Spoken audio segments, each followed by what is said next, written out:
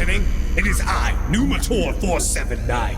According to our studies of your puny mammalian race, we discovered you like very good coffee.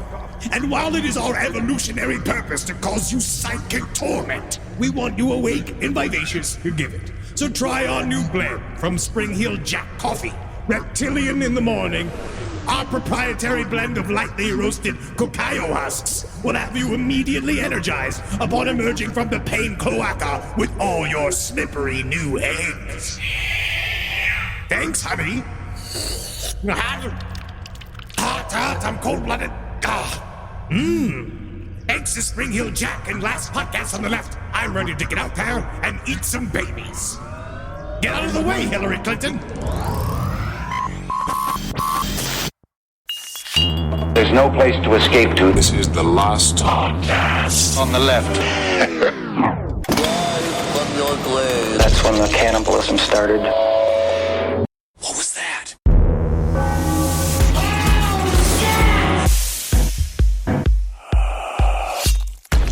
No playback stuff in this one? Nope. Nah, not unless we want to go through throwing copper.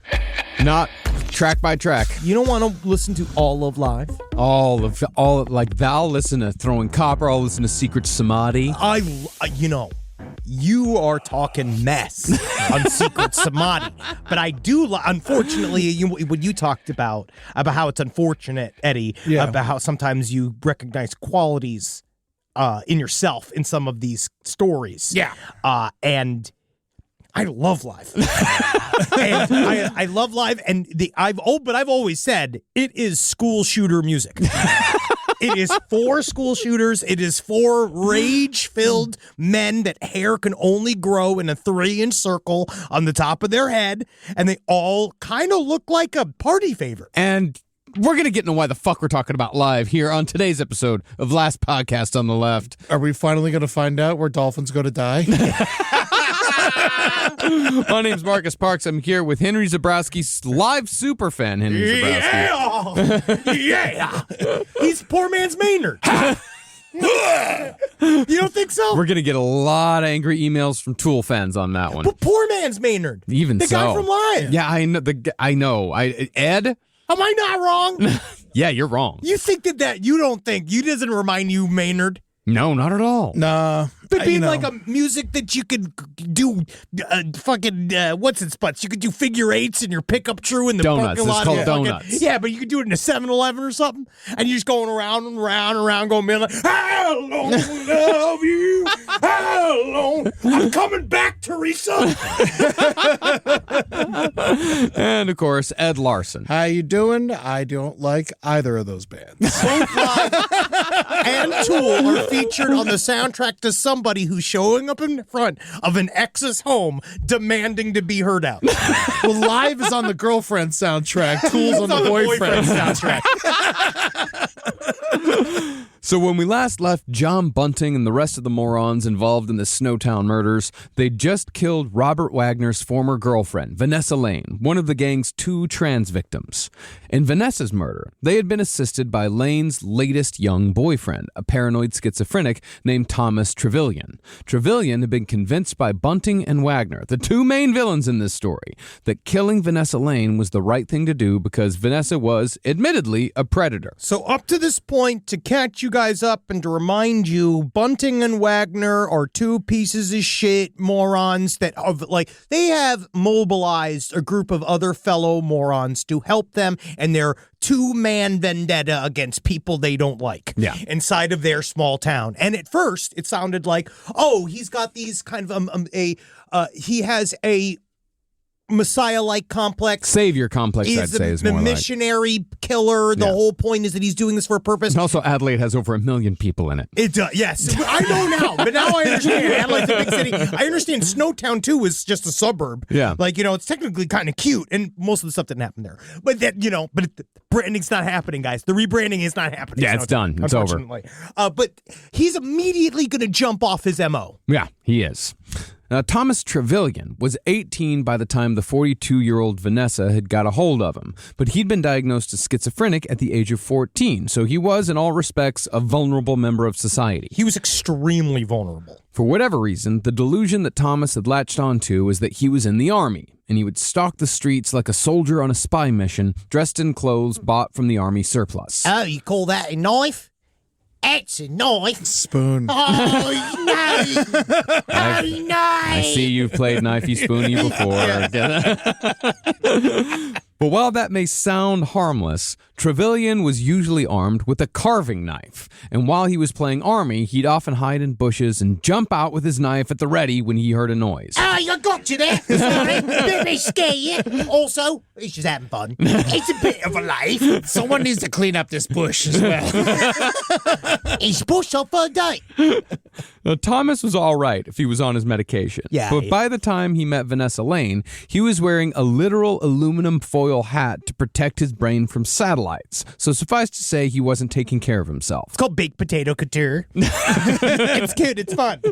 Now, after the murder of Vanessa Lane, Thomas moved in with Robert Wagner, who by this point was shacking up with a woman named Maxine. Now, things went all right for a bit, but in November of 1997, Trevelyan threatened to kill a puppy with his carving knife in front of Maxine's daughter. Now, Trevelyan did have schizophrenia. Yeah. So you very could have thought of the puppy as some sort of like creature, right? That was coming at him all the time going, ow, ow, ow. Imagine if you looked at a little puppy, but you thought it was a little man, and he was making a lot of weird noises and shit, and fucking like burrowing your other dog's belly, like looking for milk. Yeah. I mean, you'd be mad at that little man, right? Then you'd be like, I'm gonna kill this little man if he tries to do something to my other dog, then. And then it turns out, but then you're not in the army. I mean, one of the things that I'm kind of getting the sense of here is that the vast majority of the people in this story are very aggressive. Like It's Australian. Yeah. But what's funny about that, though, is that this is Adelaide, and Adelaide prides themselves on being the only city in Australia that wasn't settled by convicts. They call themselves the free city, the city of churches, because they were settled by Christians and such. Oh, so they grow their convicts there. Yes. Yeah, homegrown. That's what you get when you grow a convict in Australia. Yeah. Well, thanks to Trevelyan for that. Well, after the puppy incident, Bunting and Wagner offered to take Trevelyan on, quote, a nice drive in the country, and he was never seen alive again. Now, in this murder, Bunting didn't kill in service of his mission to rid Adelaide of its pedophiles, nor was the murder a matter of principle. Like with Suzanne Allen, Trevelyan was an inconvenience, and Bunting and Wagner had come to rely on murder as their first choice for solving any problem. And so, on November 5th, Bunting and Wagner drove Trevelyan out to a rural area and convinced him to slip a rope around his neck, stand on a crate, and jump off, hanging himself. And you think that was all done with words? I think it might have been. I think because that's the thing is that how do you get some? I guess you threaten somebody kill 'em. that you well. It's either you do it or we do it. Either you do it or we do it. Yeah, I They suppose like so. waved a beef patty in front of them, you know. Yeah. I imagine they physically forced him to do it. Yeah. They probably put it around his neck and said you could do it or we could do it. Or they just did it. Yeah. And it made it look like a suicide. Yeah. Or the dog ordered the hit. Never allow a dog to understand the hierarchy of the home. Because as soon as they know, because like the laws of power. Yeah. You got to attack the shepherd, scatter the sheep. Well, the body was then left there to be discovered, but since Trevelyan had made a few suicide attempts already, his death wasn't investigated at all. Authorities also deduced that since Trevelyan had almost $7 in his pockets, this was not a robbery. No. Yeah. Was it? Yeah, it's not coming. Is that a there. robbery? Yeah. Nah, he's got $7 in there. Yeah. Oh, would have taken that. Yeah, that's Salisbury Rich right there. Yeah, right. Hey, it's like 9 speeding tickets in Salisbury. But we do know that Bunting and Wagner orchestrated Trevelyan's death because every time they drove past the spot where Trevelyan was hanged, they made sure to point out to fellow accomplice Jamie Vlasakis that this was the spot where they hanged Trevelyan. I wonder if that has the same lasting power as there's construction being done around where my house is, and there's a sign that says loose gravel, and every single time I walk past with Natalie when we walk the dogs, I go, oh, loose gravel, that's my burlesque name. And she stopped laughing. She stopped laughing. She just doesn't seem to understand that that's a funny bit. The more you say it, the funnier it gets. The sign has to go. Yeah. It's not me. Yeah. It's the sign. You can't also just say gravel. All gravel's loose. Yeah, sure. Yeah, on loose gravel is rocks. Tight gravel actually is a better burlesque name.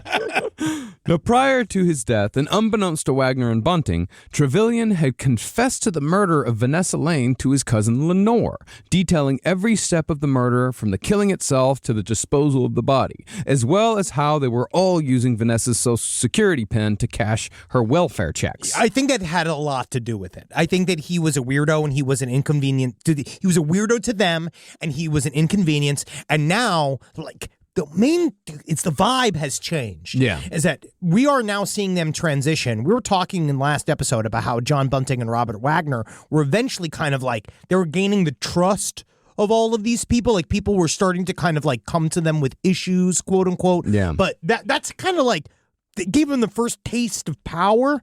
And then it became, I got to go kill. Yeah. Like immediately they were like, oh, we're not, they kind of jump past the sheriff part. A lot of times when you're a sheriff, before you misuse that power, like you got like, I would say maybe 6 weeks of like opening up a Walgreens or like, being at a highway with the shovel, being like, look what we're doing, have a fun thing. And it's not till 6 months later that you like kill a little boy in a chokehold. Now, Trevelyan's cousin didn't believe him at the time, but after he showed up dead, she went to the police and told them what Trevelyan told her, but she was dismissed and told that Vanessa Lane had moved to Queensland. Because that's what she had said. The police were operating off this premise because while Bunting and Wagner were torturing Vanessa under Trevelyan's supervision, they had forced Vanessa to call her mother and tell her that she was moving to Queensland with a new boyfriend and wouldn't ever be coming back. That was good enough for the cops. And the process by At least at that time. Yes. Yeah. And it's not a fun process by which they were coached. So basically they were all murdered in the BTK fashion for the most part. And we'll get a lot more into the actual, nuts and bolts of it here in a bit. But it was like a slow choke and then a release, choke and release. And so what they would do is they would choke them, sadly, and then release, have them say a line into a voice recorder, choke them again, unrelease, have them say a line into a voice recorder, then they would take that and they would edit it together. And they didn't realize that until way after all the crimes, until way into the middle of the investigation. Yeah.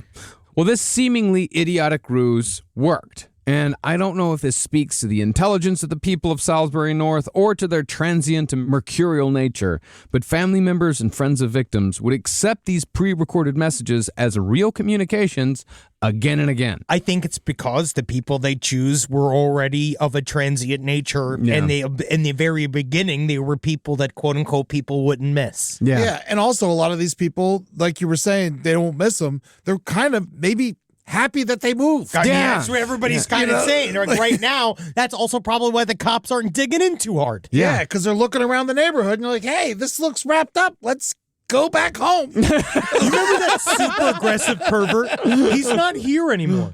Oh, shit. That was the entire thing. That was literally the entire thing. Now, concerning people talking about the murders, Bunting wasn't being especially discreet himself. As I mentioned last episode, Bunting was talkative, to the point where everyone knew his opinions about everything. He hated soccer, he hated TV, especially soap operas and dramas, hated all of it, hated almost everything. I don't like it. I hate it. Oh, the television lights. He never listens when I talk. But one show he did enjoy was Australia's Most Wanted. One night in July of 1998, Bunting and his girlfriend Elizabeth, who was, if you'll remember, Jamie Vlasakis' mother, they were watching an episode when a segment aired about an unidentified skeleton that was found in the Adelaide area. Unbeknownst to the authorities, this was the skeleton of Clinton Trezise, Bunting's first victim. And since Bunting had already told Elizabeth Harvey about other murders, he added this one to the pile, turning to her and saying, quote, "That's my handiwork." Which is terrible. It's terrifying. Yeah, of course. Yeah. Yeah. It's not. It's the equivalent when I see like one of my friends in a commercial. I'm like, it's my buddy. Yeah. Yeah, that's the level of gravity had. Being like, yeah, I know the guy. Oh, yeah, Jason's doing real well for himself these days. Yeah, that's literally like, oh, yeah, look at that. It's literally, it was like, hey, look at it, made the news. And like, but she was not, she would end up being an accessory. Yeah. Now, aside from crime shows, Bunting was also a big Stephen King fan, choosing the 1998 book Bag of Bones, which thankfully has nothing to do with pedophilia, as his favorite. This is one of those where It's a weird choice. You're such a fucking contrarian that you must choose one of his middling modern books. I'd never even fucking heard of it. I dislike Bag of Bones. It's a good summer read. It's Stephen King, but it's nowhere near his best. No. His best is The Shining. The Shining, yeah. The Shining. Even Or the Carrie. I love Carrie. I love Christine. Hearts of Atlantis is better. Is that true? Have you read Hearts of Atlantis? I don't read. Yeah, I know you don't. I know you Even don't. The Stand. The Stand is incredible. It's just but I feel like it's him being like, I like the new dumb one. It's because nobody else likes it. Nobody else likes me. Bunting also obsessively watched The Silence of the Lambs to quote-unquote study Hannibal Lecter's mannerisms. I always like to smell perfumes. I meet a woman. First thing I ask her, I say, hey, what's that you're wearing? Is it Motorola? What's that you wearing? Some kind of gunk? What kind of shit gunk you got on your breasts? You old bitch. I'm immediately, I'm not as suave. I need to work on it. And he read Colin Wilson's true crime books to study the habits and methods of various serial killers, seemingly focusing in on John Wayne Gacy. And this was, of course, highly ironic, because John Wayne Gacy is probably at the top of the list of serial killers who molested the most boys, although Dean Corll could probably make a run for that spot as well. But besides pedophiles, John Bunting also hated women and was said to have preferred the, quote, cold, impersonal companionship of his blow-up doll. What do you think the chances are that he also molested children? You know what? I struggled with that question. Yeah. Actually, like at the very least, I think that he had urges. Yeah. I think that he definitely he wanted to. Anyone who flips out this much, like, there's something else going on. Yeah. We've talked about this. 'cause Projection is the word. Yeah. you're looking projection, for, yeah. and I get some. It's hard because I got a little bit of criticism when we were doing the Anders Breivik series, talking about how does his massive homophobic streak, does that belie it's like a classic trope now that if you hate gay people, you obviously there's something in there. Yeah. Like if you're violently against one specific thing, a lot of times it looks like, oh, I'm very much so into this thing. Yeah. But it's hard because it makes, people that are gay mad. Because you're like, don't put him on our team just because he's fucking a shithead. You know what I mean? Like, why are you doing this? And so this, I don't know. Again, I'm not trying to rile up our pedophile listeners by applying John Bunting to the pedophile community. Got a lot of messages about that, about the idea of non-practicing pedophiles. Yeah, I read some. And it seems to be the jury's out on non-practicing pedophiles. Yes. And I will also say, I am also well aware that a straight man can date a trans woman. Yes, I'm well aware of that. That's of a straight course. relationship Yes, because that is it's a straight woman. relationship Yes. because it's a woman. Yes. Yes. But seemingly, It's very complicated. it's in all that way, very though. it's all very complicated. You know how you get to prison for pedophilia? Practice. I'm an expert, they say. Well, seemingly, the only people John Bunting cared about and was laser focused upon was young boys. He's like the Jordan Peterson of serial killers. Because he's focused on The boys. on the boys and Yeah, how the and boys are doing. Well, the idea of like he's the savior of boys. Yes. Rise from your grave. Now, by 1998, Bunting and Wagner had tasted enough blood where they were using almost anything as an excuse to murder someone. Plus, they had the added bonus of being able to use the bank cards of their victims. See, all of the people Bunting and Wagner killed were on government welfare, and those payments were automatically deposited into the victims' bank accounts. Coincidence? I mean, it's just the way it worked. But part of me wonders whether or not that was a feature into why we're also killing. Yeah, I think, it's like... It eventually became a feature. yeah. Because as long as a body was never found, Bunting could forge documents, alter bank details, and pose as victims if need be to make sure those payments kept coming.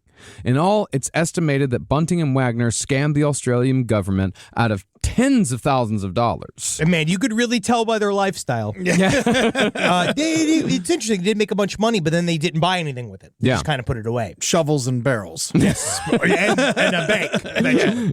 But when it comes to killing for their own reasons outside of their mission, their next victim was neither a pedophile nor was he gay. His name was Gavin Porter, and he was killed simply because Bunting didn't like having him around. I view him as the reason why he was murdered was because he was gaining undue influence over Jamie Vlaskis. That's also a big possibility. See, Gavin was a heroin addict, but so was Bunting's accomplice, Jamie Vlaskis. Gavin and Jamie had met in a methadone program, but after they left, they moved in together and fell deep into the drug world. They dealt, delivered, and even transported sex workers, all so they could feed a $300 a day habit. But while Bunting was fine with Jamie doing heroin, or he at least accepted it, he said that he didn't like Gavin specifically because he was a user. Most likely, I'd imagine that it was because Vlaskis kowtowed to Bunting, where Gavin didn't. And he viewed Jamie Vlaskis as his little protege. Oh, very much so. It's his sub-son. He was like, this guy, he's going to be just like me.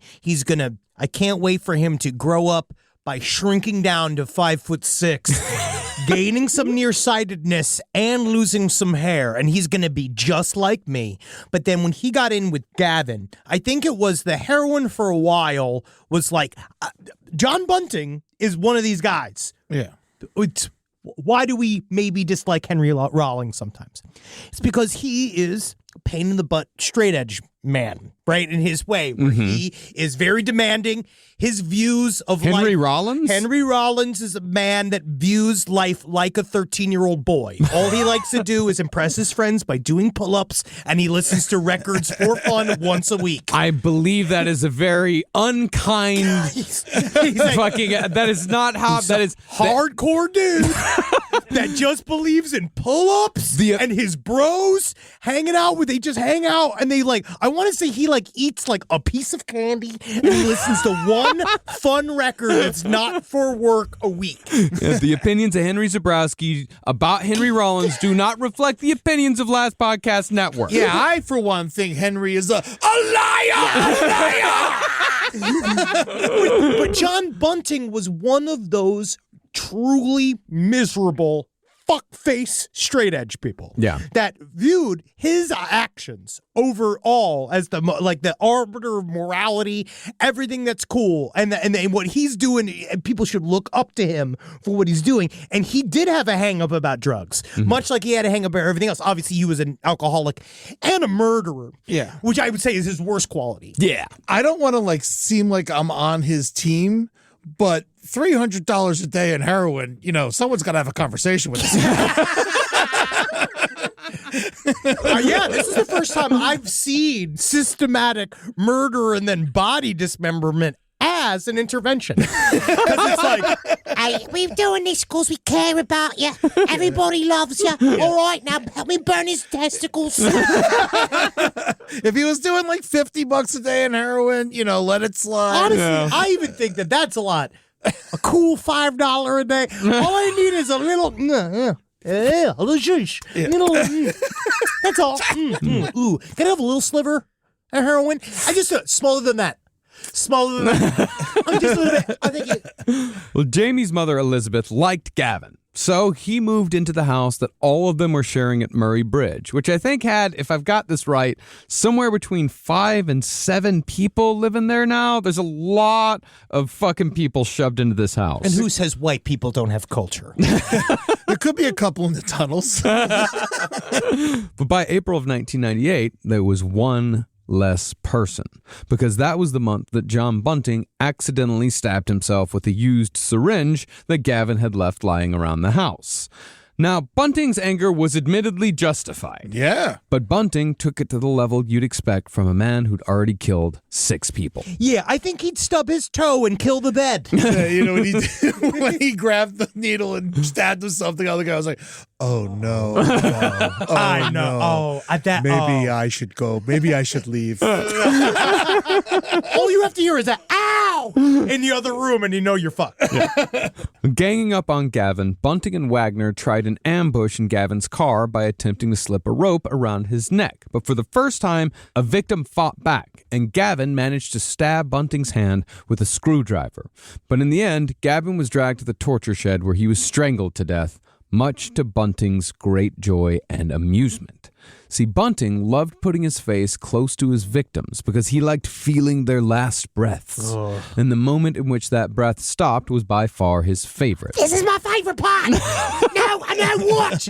What is my favorite part? Turn the music down.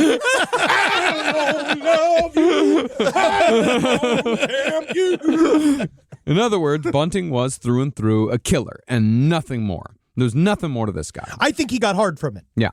Now, a few hours after Gavin's murder, Jamie Vlasakis showed up to the house at Murray Bridge to find Bunting and Wagner casually eating Chinese food.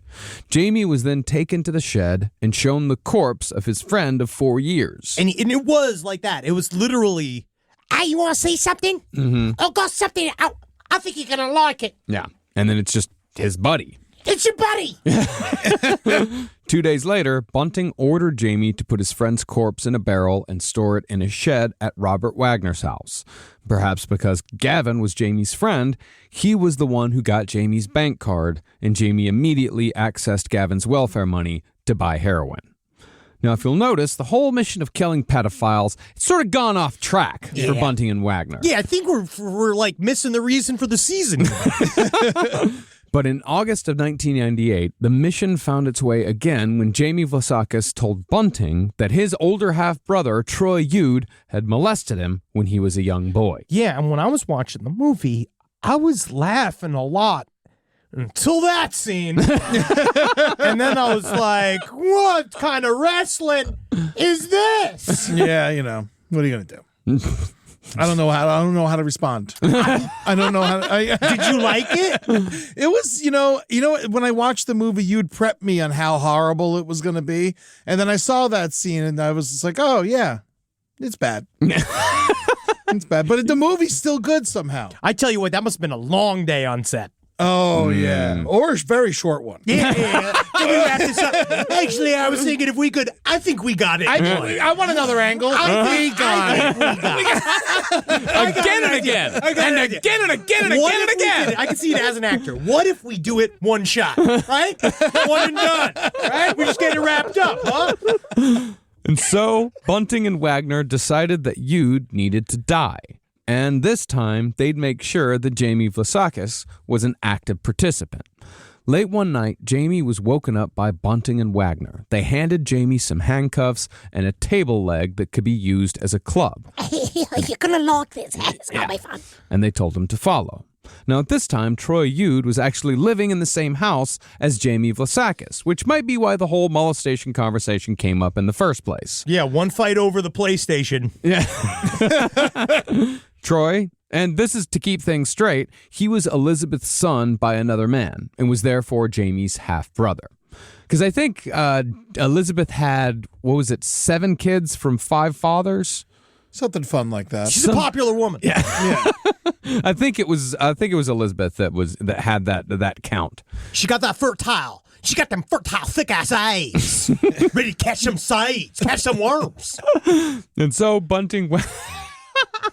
You know how it is. You see that big guy banana? Catch them worms. I got that egg. It waiting for the worm. Waiting for the worm to give it its kiss. Might get a son.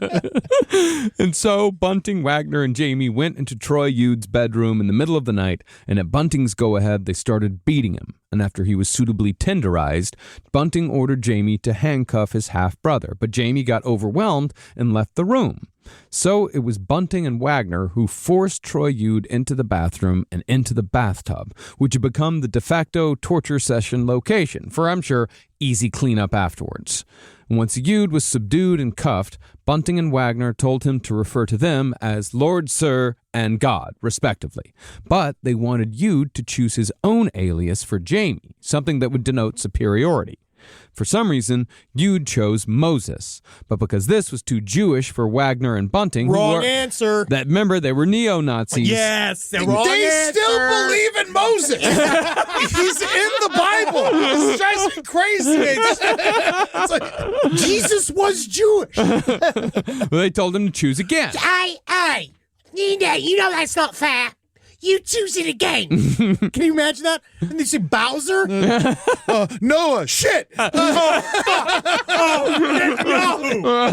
Oh, shit. So they settled on Master for Jamie, and the torture began.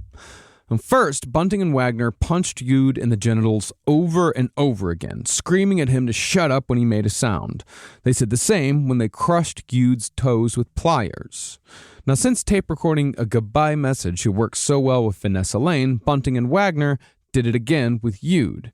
Bunting brought out a tape recorder and made Yude say over 20 sentences, like, I can't handle it at home no more, leave me the fuck alone, stay the fuck out of my life, and such and such. Now, at that point, Jamie got overwhelmed again and left the room, but this time, Bunting brought him back and told him to stay.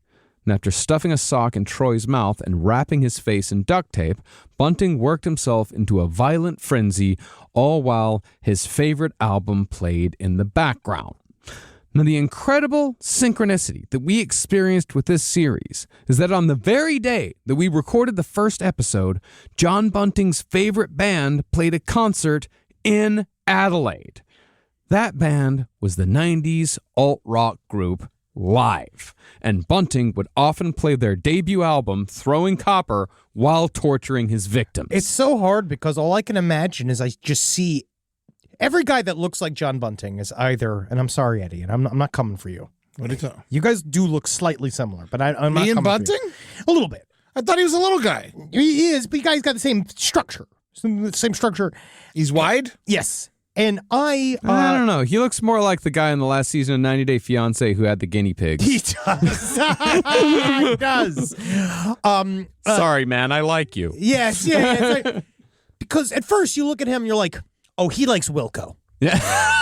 And then you realize, like, no. He's not a draft beer. He's not an IPA sort of white, right? He's the live white. And I think live white is just a step above Kid Rock white. Yeah. Yes. And then truly a step below Toadie's white. Where I do think that would really help. I think that if you discovered Toadies, he might shift to a new victim. But I don't see anybody losing their mind alive except literally just like this. You can't hear it because it's just like it's like bored standing at the back of a concert. Slowly nodding. Yeah, live white, Kid Rock white, and right below that, stained white. Stained white is something else. That's really something else. And then above Toadie's white is Pearl Jam white. Pearl Jam white is technically of that, and then you can introduce Pearl Jam white to your family. Now, the reason why Bunting loved Live so much was probably due to the content of their first single, released in 1994. That song was Selling the Drama, which you probably know is a song that goes like, I will, I walk, I feel, I took, I know, I didn't like Live. Yeah, I like Live.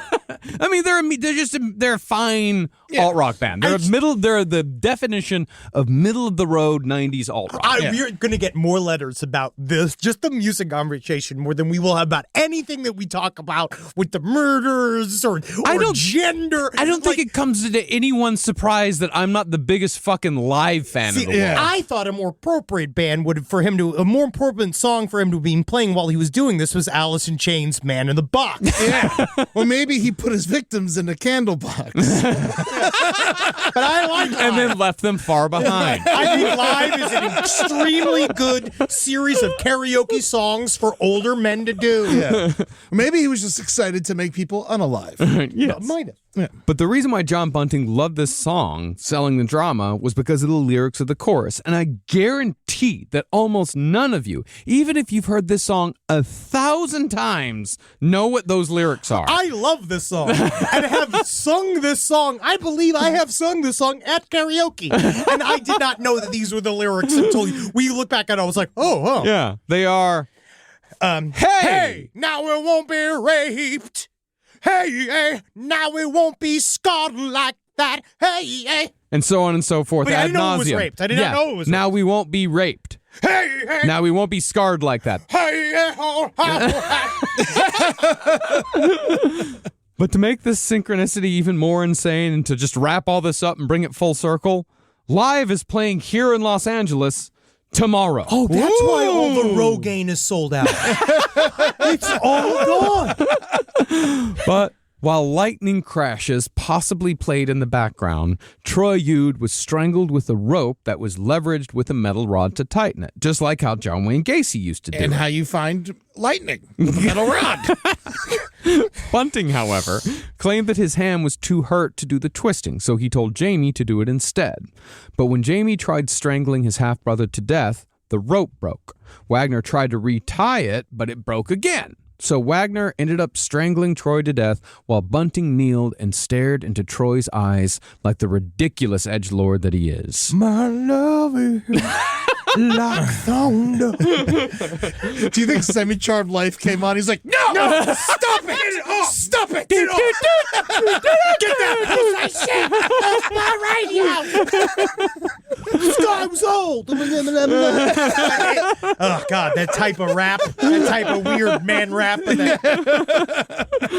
But Troy's body was then wrapped in garbage bags and taken to the garage where it was later placed in a barrel. But Bunting claimed that the barrel was just the tiniest bit too small to fit the whole body. So he cut off one of Yude's feet to make the tight squeeze and tossed the foot into parts unknown. But as they did that, they were always supreme edgelords about it. So every single time they did it, I find it interesting because I do think that some serial killers strangely take an almost ritualistic approach to certain things where there's more of a sacred thing. You know, you see about how Dennis Rader talked about it being an art form.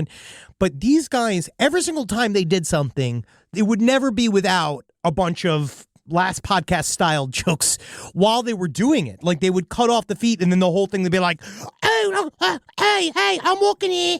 And they would do all this like fucked up shit with the feet. They would do all of this every time they did it.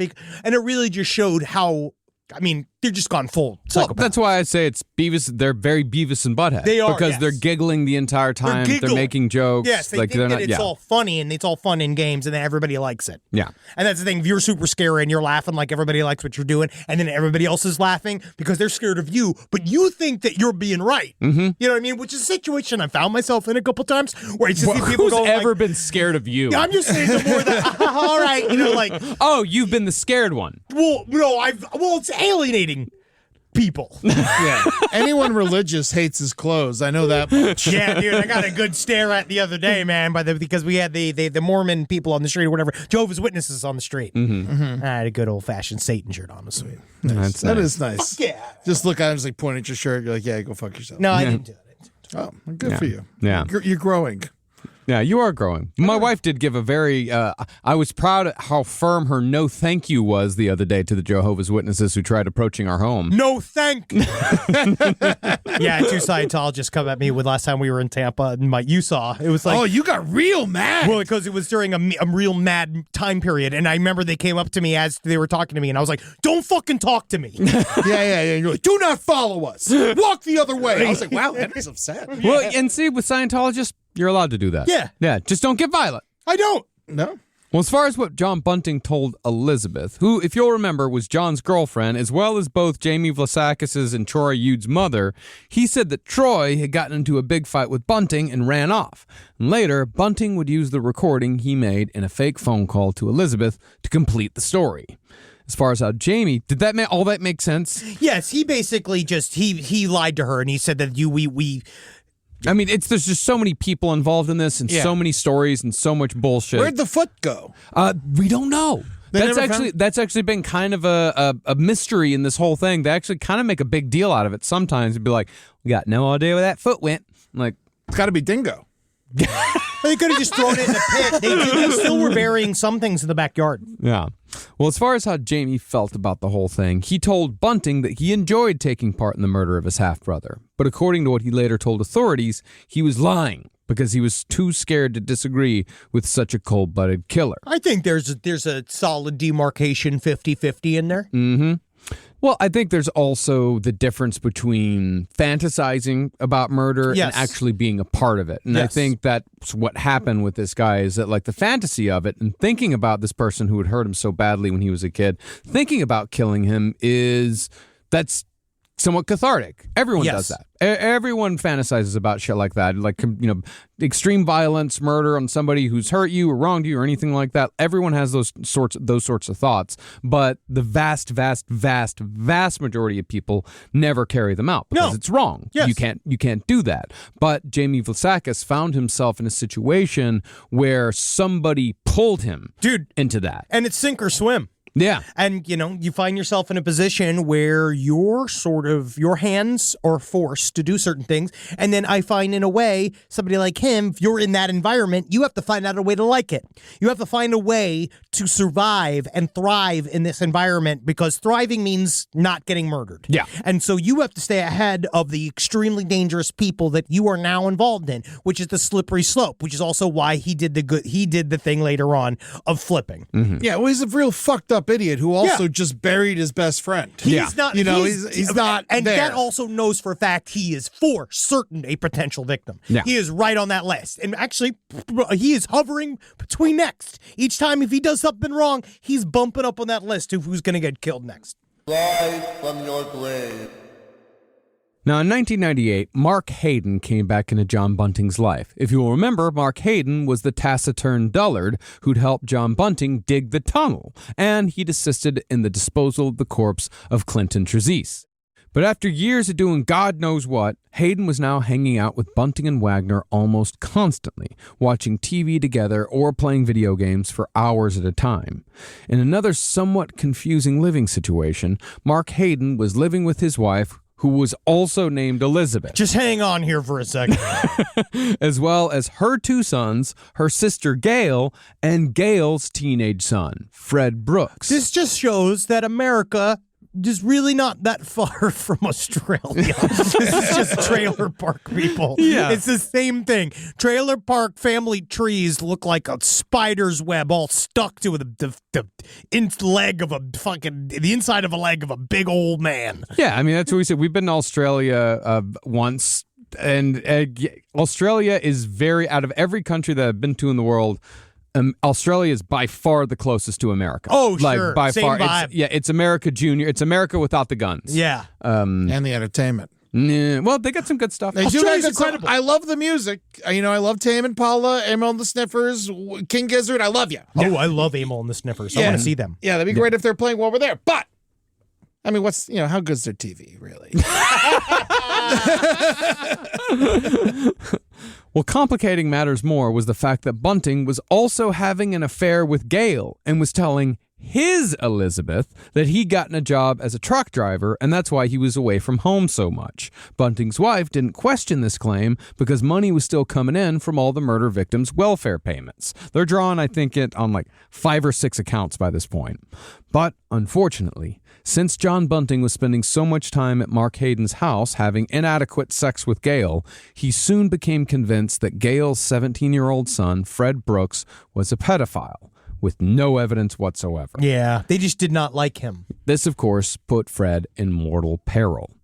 Now, the dullard Mark Hayden was already all in on whatever scheme Bunting had for murdering whoever had been marked for death. So he agreed to store the barrels with the bodies of Vanessa Lane, Michelle Gardner, Gavin Porter, and Troy Yude in his garage. So remember that. The bodies in the barrels are now in Mark Hayden's garage. And presumably, Mark Hayden also didn't question Bunting after Fred Brooks vanished on September 17th, 1998.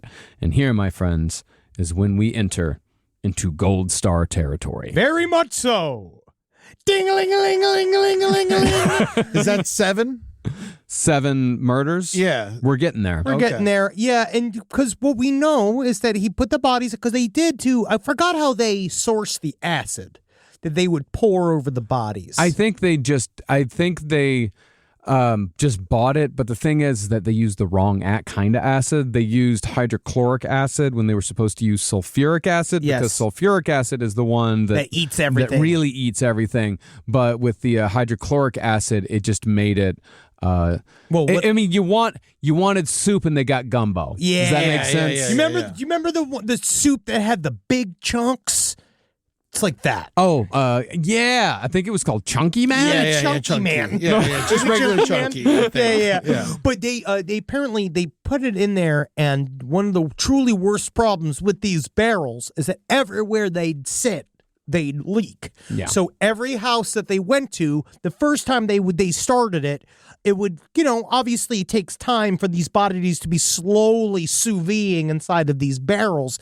And that what they would do is they'd leak out the bottom. And so they'd have to eventually leave because everywhere they went would smell like rotting flesh. And John Bunting had no sense of smell. So every time he would always have to ask Jamie. Jamie was literally his canary. Where he'd go to Jamie and say like, "Hey, you smell like dead bodies in here?" Because he couldn't do it. And Jamie would be like, "Oh, it's not as bad as it was yesterday. Oh, it could be worse." These guys love to dig. Why not put it in the ground? Because digging is very loud and a lot of people notice digging. Yeah. All right. Arguably killing a bunch of people you call pedophiles is loud as well. Well, it depends on how loud the pedophile is. So after tricking Fred into joining them at Bunting's home in Murray Bridge, Bunting, Wagner, and Jamie did a little song and dance in which they took another page from Gacy's handbook, showing Fred how much fun it was to put handcuffs on yourself. And so, when Fred joined in and put himself in handcuffs, Wagner wrapped his arm around Fred's neck while Bunting shushed for Fred to not make a sound. Bunting then told Fred that he was a pedophile and needed to, quote, go to the clinic. As they had most times before, Bunting and Wagner took Fred to the bathtub, stripped him naked, and bashed his genitals until they were grossly swollen. But with Fred, Wagner and Bunting took it to the next level by sticking lit cigarettes up Fred's nose and inside his ear. After that, Bunting grabbed his tape recorder and forced Fred to recite the same sorts of statements as he had with the rest, like, "Hey Mom, it's me.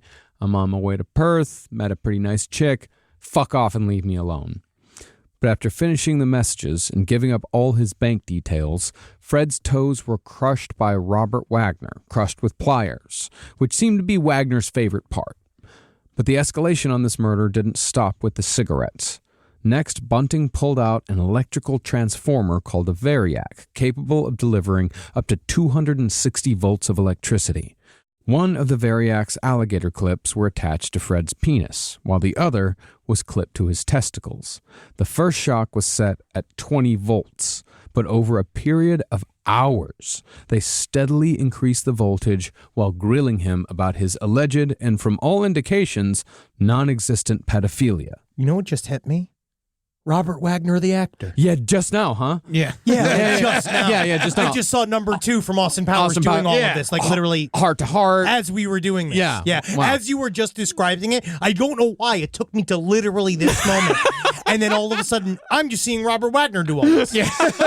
You know what hit me during that is that in Australia, they're probably crocodile clips. Because they don't have alligators. This is the kind of emails we get. Do you understand? That's the kind of Reddit comments we receive. I want you to understand that. EddieTunes.com. Every second of this, by the way, was recorded by Bunting, and he listened to it afterwards as a sort of serial killer game tape. But after the electroshocks, Wagner delivered the coup de grace, one of the worst and weirdest tortures I've ever heard a serial killer use. Taking a metal party sparkler, Wagner shoved the handle inside Fred's penis. Then he lit it and let it burn down to the very tip. Then he did it again with a second sparkler. But when Bunting restarted the electrical shocks, Fred started screaming uncontrollably, so Bunting shoved a sock in Fred's mouth and wrapped his head in tape. Syringes filled with both bleach and water were then injected into Fred's testicles and legs, and finally, Frank died, most likely from asphyxiation. This was all because John Bunting thought that Fred might be a pedophile, which is why I've been saying for years that you can't just go around calling people pedophiles. Unless you yourself have dressed up as a little boy with you got pigtails that you've got a wig on, you got a big lollipop, and you were then freshly molested by this pedophile while you were disguised as a child. One thing I know is if there's two guys standing in a room and one's a pedophile and one's not, I'm usually going to say the one with the sparklers is the pedophile. Fair enough. Fair enough. Yeah, anybody that has brought bubbles out that doesn't have a toddler. Now, after being wrapped in garbage bags, Fred's body was put into the trunk of a rundown car in the yard until it was later towed away by Mark Hayden. Hayden then dumped Mark's body on his garage floor until they could afford to buy another barrel. And when they did, Fred Brooks joined the other 6 as body in the barrel number 7. And that really shows just how much collateral you need to be a serial killer, and about how gatekeeping doesn't just stop in the entertainment business. And if you don't have the funds, like, oh yeah, sure, I would have loved to have started serial killing when I was in my early 20s, but I needed a full-time job. Yeah, you got to get that barrel mummy. Yeah, dude. So how fucking dare you think, oh, you fucking Nepo killers that go out there with your fucking, oh, I killed other people and I'm taking their government money and that funds me. You're government funded. So think about that. You're not a socialist. Do better. Be better. Now remember, John Bunting had been having an affair with Fred's mother, Gail, and Bunting told Gail when her son mysteriously disappeared that he'd last seen Fred getting into a car with some woman. Fred, he said, was also on a lot of speed and seemed really aggressive and was saying something about leaving town. Yeah, holds out. Yep. Gail tried calling Fred's cell phone, but was greeted by a strange, abusive, outgoing message, which had, of course, been recorded while Fred was being tortured to death. Gail then made a missing persons report with the police, but 3 days later, the house where Gail was living got a call. On the other end was Fred's voice, but the person who answered was Gail's sister. Bunting had edited a tape together of Fred saying a bunch of mean shit, which it sounds really fucking dumb. It sounds like a prank a morning zoo DJ would play. Yeah, it sounds very similar to Sal Governale. Like they're just playing sound bites. They're doing the thing that you do in sound bites. Who is your daddy and what does he do? Yeah. Never trust an editor. We're sneaky. But apparently it was enough for Gail's sister to say like, oh yeah, I guess Fred's okay. She just shrugged, called the police, and told them to cancel the missing persons report because Fred had called up and said that he was going to Perth, which is on the other side of the country, and he wanted everyone to leave him the fuck alone. That's like one of those things that I just don't understand, where it's like, I guess they just weren't, it's a rough group. It's a rough group. It's a rough group. It's a real rough group of I people feel like if that I got Bunting a and all these people are kind of in. It's a very, very rough group. I've already talked about how I don't believe in Jackie's freedom if she's been brainwashed. Like, I believe that she needs to be saved, right, from one of these things. I think I'd flip out if she did one of these things where I got a weird, strained phone call that sounded like she was under duress. Yeah. Like, you'd become like Liam Neeson. Yeah, you go find him. Yeah. Yeah. No, these people actually called the police and said, never mind. Yep, sorry, call it off. All done. Now, like most serial killers, the frequency of Bunting and Wagner's murders were increasing. Where before there had been years between killings, it was now down to a matter of weeks. They were getting addicted. In October of 1998, less than a month after Fred Brooks, Jamie recalled that he and Bunting were driving around when they spotted a man named Gary O'Dwyer. Now, just like every other victim, Gary was personally known to John Bunting. In fact, he was his next-door neighbor. Bunting, however, became obsessed with how, quote-unquote, gay Dwyer looked. Talked about it quite a bit, in fact. And he was soon talking about how much O'Dwyer looked like murder victim and actual pedophile Troy Yude. But Gary O'Dwyer, he was the one. This poor guy. This guy was This guy was a all- poor soul. This is a Poor soul. poor He's soul. a horrible realtor. Yeah. I hate this bungalow now. I know he was severely fucked up. Yeah, in a lot of different ways. But at the end, like, he's just some dude. Yeah. I mean, he'd gotten addicted to drugs and alcohol after being the victim of a vicious hit and run. He'd suffered from epileptic seizures since he was a kid. He had a bad limp. He couldn't do math anymore. Like, he literally had fucked up his brain, so he couldn't do any sort of executive function. Yeah. He was just dumb. And this all seemed gay to Yeah, I don't know how any of the. I agree with you. I don't know how any of this translates to gay. Can you imagine getting hit by a car like traumatically, and then all of a sudden it's just like you making delicious radicchio like salads, and, like you like going out to like, you know, talking about really wonderful vacation spots in Palm Springs and how much you love going to fucking the Cape and like, you know, like all that kind of shit. But Gary also had an uncontrollable temper, making him again an inconvenient person to have as a next door neighbor. Yeah, he's yeah, that's the problem. It's not the only thing he did wrong was be a bad neighbor, but only a bad neighbor like a dog's bad. He just was not. He was all fucked up. He was just all fucked up. probably has brain damage. Yes, he did. Absolutely had brain damage. Well, I mean, that's what I said in the last episode, is that Salisbury North seemed like at this time to be a place where they just kind of shoved people. Like, just put them in Salisbury North, give them some welfare payments, and we can just forget about these. We can forget these people exist. You know what's happening here? This is the cast of Meet the Feebles. Yeah. This is Meet the Feebles live. Wow. That's incredible. Well, according to Bunting, O'Dwyer was a, quote, pathetic, epileptic piece of waste, and Bunting fantasized endlessly about murdering Gary. He then set on the task of getting to know Jamie to see if they could kill him without drawing too much attention, and to see if his disability checks were big enough to take the risk. I got it. Let's send our most charismatic member. Let's send the little heroin boy out to be our spy. Well, sadly, Gary O'Dwyer had no idea he was being cased. He just thought that Jamie was a new friend. God. Also, just the idea of Gary O'Dwyer didn't think he was going to be cased. Cased for what? Yeah, and Jamie was merely the bait.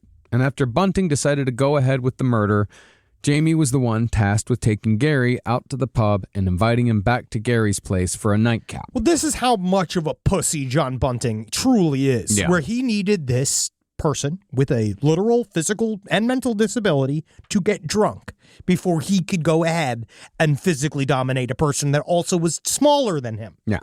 Bunting and Wagner soon joined them at Gary's house, but after just a few minutes of drinking and talking, Wagner stood up and grabbed Gary by the throat, which caused Gary to go into a seizure. Once the episode subsided, Bunting and Wagner put on the handcuffs, pulled Gary's mattress into the kitchen, and laid Gary on top to ask him about his alleged pedophilia, I suppose, to see if they could shoehorn this murder into their overall mission. Kind of sounds like Abu Ghraib. Yeah. Gary got the same incredibly cruel treatment as Fred, with the shocks to the genitals, the sparklers, the cigarettes, the toe crushing, everything. And this, I think, is actually the greatest irony of the whole Snowtown Murders saga. See, the men who weren't pedophiles got the worst torture. This was because they had nothing to confess to, and Bunting and Wagner kept going harder and harder to try and elicit a confession to something that didn't happen, all so they could justify what they were doing. But they didn't need the justification, nor do they even care to get it. They just like the process of torturing, and it does sort of feel like it was an end game in and of itself. But they only did it to the guy, like the guys who were actual pedophiles, like Troy, like like Yude. He didn't get the horrible treatment that the other guys got because they were on the first half. I suppose so. This is the natural. Now we're seeing the natural escalation of serial killers to the point where John Bunting and Robert Wagner are both so bored with what they're doing, and that they're looking for ways to make it more exciting for them. But they don't do it with the next victim. Yeah, I don't know. Yeah, they're all over the place. I think it really is. They're trying to get some sort of confession out of him, and so they're just going work because the other guy, because you just like yeah, I'm a pedophile. Yeah, and then like I molested my brother. Yeah. I think they're just trying to justify it. Yeah, sure.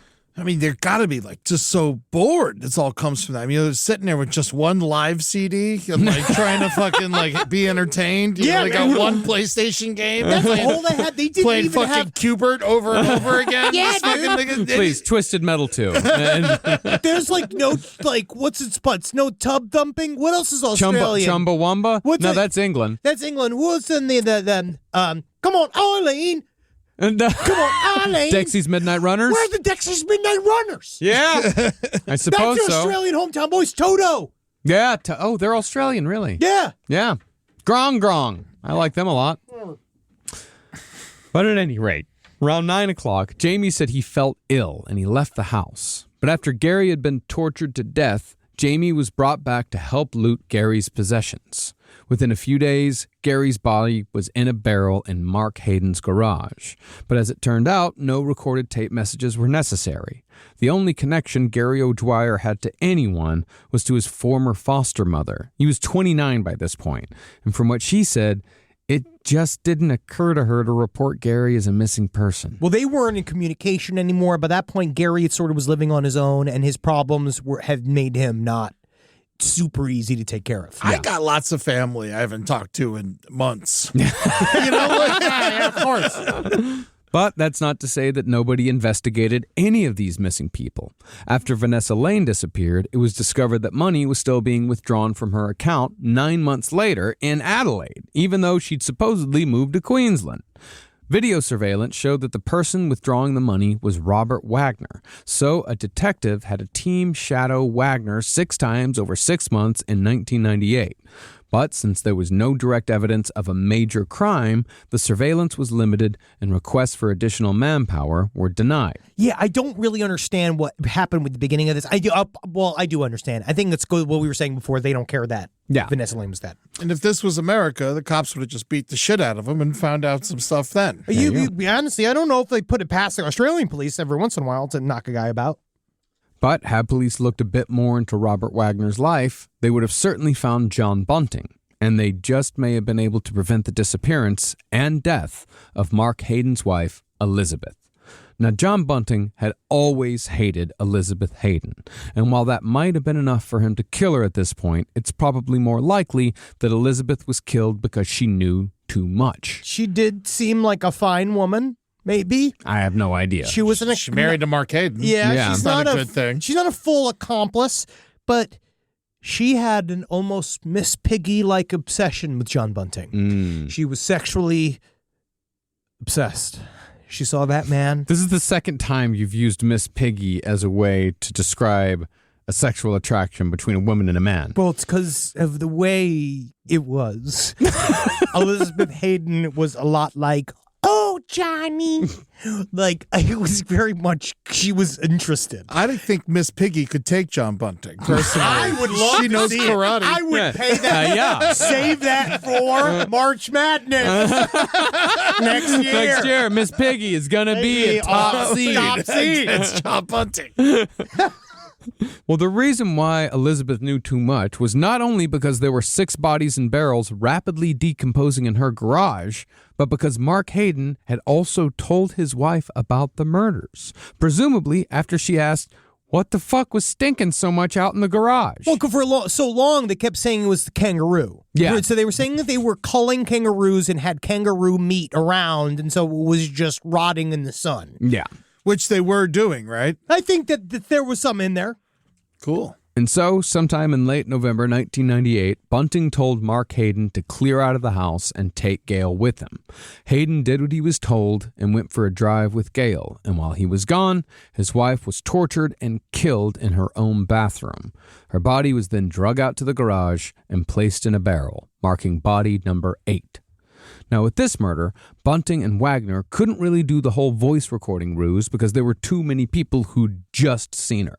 So Bunting, Hayden, and Wagner came up with a story and told police that Elizabeth had left home drunk one night and ran away with a new boyfriend. These guys truly have more sex than any group of supermodels you have ever met. There is something about this style of white trash that just It's not just this style. Trust me. Everyone's got 7 kids. I know, yeah. So horny. Growing up in a town where there's like a lot of these types of people around, they're all fucking all the time. Dude. And it's not even, there's inbreeding, there's everyone is fucking. It's fucking horrible. Is it what is it about it? Because it's like It's boredom. And I'm it's also horny. like, it's just straight instinct. Yeah, I guess you think that's what it is. It's just no impulse control. So everybody's just kind of fucking impulse each other. control. None of these people have impulse control They all at all. start I remember like all the kids that were in like the bad neighborhood where I grew up, they were fucking at like 12. Yeah. Yeah. It was Yeah. like terrifying. But there's no way that like John Bunting was like good at sex.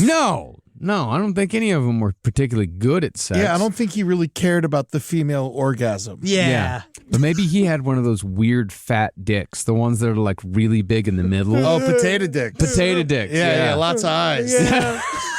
Schools. Well, when their first story was proved to be full of holes, they changed it to something far more complicated, involving a visit to Mark's father, and a fight, and a girlfriend, and all sorts of extra people. Way too much to keep straight. And Mark Hayden, at this point, like, when he saw his wife's dead body, reportedly, he laughed. Well, he also apparently didn't like it, and they would all make fun of her. They all got together and would make fun of her, the way she dressed, the way she talked. And it's not. Well, because this story wasn't adding up, Elizabeth's brother reported her missing, and the police started asking more questions. Questions soon turned into statements, and statements turned into searches. Specifically, police got a search warrant for Mark Hayden's home, where the bodies and the barrels were being kept. Police arrived and found Elizabeth's purse, ID, bank cards, and wedding ring. Luminol was also sprayed around the house to check for traces of blood, and traces were found in the laundry room. Investigators then opened the door to the garage, and even though they smelled the stench of death and found maggot casings scattered about the floor, the bodies in the barrels weren't there. That's because Bunting and Wagner had already moved them to Snowtown, and that's where we'll pick back up for the conclusion to our series. We have a lot left to cover. This is a huge story. We were going to do this in 2, but there was just so much. It was going to be a 2.5-hour episode. So I'm excited for this. This is a story that I find interesting, sadly. No, it's fascinating. It's absolutely fascinating. The book's good. You know, I'm reading it last night. Like, Natalie's like, what you reading? I was just like, oh, do you want me to describe? Yeah. And then, she didn't enjoy it. But this is what we're going to come back. We're going for a little bit of a break, but we're not. Yeah. The show is not, but us as humans are. Mm-hmm. And we're going to come back with episode 3 of this after next week. But you will like it. Next week, well, we might as well go ahead and tell people what next week is going to be. Next week is the LPN spring break. This is when the whole network goes and takes a little bit of a vacation. And so for that week, we've pre-recorded an interview with John Wayne Gacy's last lawyer. This is, honestly, it's fascinating. Really cool. It's fascinating. It's with the woman who tried to save John Wayne Gacy from the death penalty. Great interview. She's got a new book out. It's a lot of fun. We hope you guys enjoy it. But after that, we're going to come back with the Snowtown Murders Part 3 and the next 2 series after that. I'm so excited for what we have going this spring. So much cool shit. Yeah, honestly, and it's all cooking. It's really good. It's cooking hard. Thank y'all so much for listening. Do not forget to go to patreon.com/lastpodcast on the left to watch full video of these episodes we're recording. You see our jowls shake. Yeah.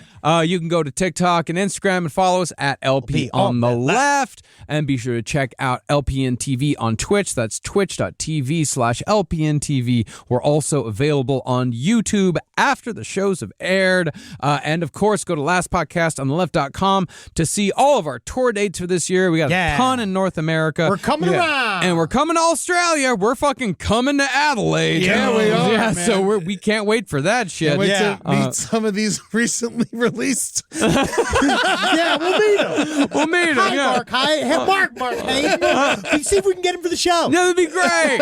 And we're also doing England this year. In October, we're going to be doing 2 dates in London in October. So make sure to go check out those dates to see if you can make it. And we're also, I'm so fucking excited. We're doing Reykjavik this year. Finally, after years of talking about it, we're going to be doing the Harpa we're going to be doing the big fucking concert hall. I mean, we're not doing the big room. The big We're not one. doing the big room. Yeah. No, of course not. But all y'all out there in Reykjavik, I know you like to wait till the last minute. Go on out and buy your tickets now. Yeah. Can't wait to come and eat a bunch of lamb and I'll show you Pickled guys. fish. I can't wait. No, I'll show you guys fucking Icelandic hot dogs. All right. Fucking incredible. Are you just going to show us your penis? Yeah. You can show us your penis. Yeah, it can be a Los Angeles hot dog. We don't have to do it in Reykjavik in October. But yeah, that's October 18th and 20th in London and October 22nd in Reykjavik. So can't wait to see y'all out on the road this year. Yeah. Yes, Also, Side Stories Live, May 9th. At the Netflix is a Joke special at the Masonic Lodge in Los Angeles. We're going to have some special guests. It's going to be really fun. And go check on this new project we've been working on. It's called lemonparty.org. And you're going to want to just type that into your URL. It's been a minute. I was looking at it this morning. Yeah, I was on page 7 this week. Go Nice. listen to that. It was a lot of fun. And this week you can catch me at Outback Steakhouses all across Los Angeles doing research, getting the barrel onion soup. Yes, you're going to love it. And don't forget to listen to Brighter Side as well. That's right. We're rocking and rolling. 2 shows a week now. Brighter Side Stories on Wednesday and Brighter Side Proper on Friday. It's going to be great. It's going to be great, y'all. See you fuckers. Hail Satan. Again. Bang. Nobody. I got nobody. You got No, nobody again. this I time? got no one. No. Hail the cop, maybe? Maybe. He's still fucked up. He still what? missed it. You know what I'm going to go ahead and say? I want to give them to do. I like the Toadies. Hail the Toadies. Yeah. Hail the Toadies. Yeah, Hail the Toadies. Yeah, Yeah, the Toadies, they're a good Texas band. Yeah, They used yeah. to play Lubbock all the time. Yeah, Hail the Toadies. Why not? Also, REM is better. REM is by far the best out of all those bands. Do you think so? Yeah, I'm a massive REM fan. Yeah. REM. Hail REM. I still like Alice in Chains most. I don't like them. I don't know if everyone does hurt.